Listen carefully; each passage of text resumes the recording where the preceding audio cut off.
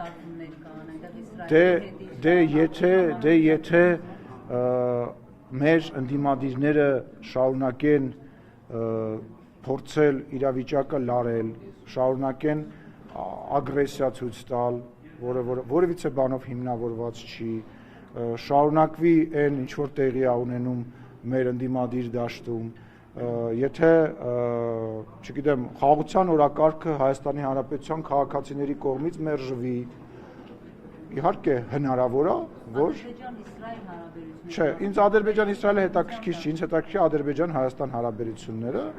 շատ հնարավոր է, որ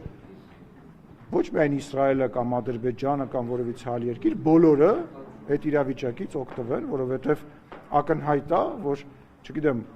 Փառք Աստծո մենք այդ ունենք, որ մենք եզակի օրինակներից ենք, որը օրինակ Ամերիկայի Միացյալ Նահանգների նախագահ անընդհատ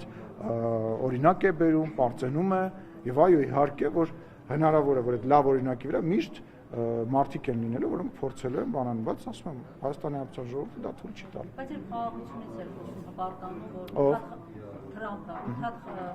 պատերազմ է դարձել, այդ թվում հայ-ադրբեջանական մինչդեռ ստեղ այդպես պատերազմ չկա։ Հիմա այս Իրանի վրա հարձակումից հետո նրա այդ խաղաղասիրական ջանքերը որքանով են այսպես։ Ես չեմ ուզում մտնել ձեր եւ Տրամփի վեճի մեջ, բայց ես պետք է ասեմ, ես չգիտեմ դուք ինչ որ խնդիրներ ունեք Տրամփի հետ, որտեղ ինքը վարչապետ Նիկոլ Փաշինյանի մասին որպես ընկեր է խոսում, դրական բաներ ասում, այդ համագործակցում է, ձեր եւ Տրամփի հարաբերությունները դուք կարող եք կարգավորել, ես որպես Հայաստանի Հանրապետության պաշտոնյա շնորհակալություն եմ հայտնում իրեն այն ջանքերի համար, որ ինքը եւ իր ադմինիստրացիան ներգործել է եւ իր դերը եւ թրիփի դերը եւ իր միջնորդության դերը թերագնահատել ուղղակի հողի վրա նույնիսկ չի կարելի։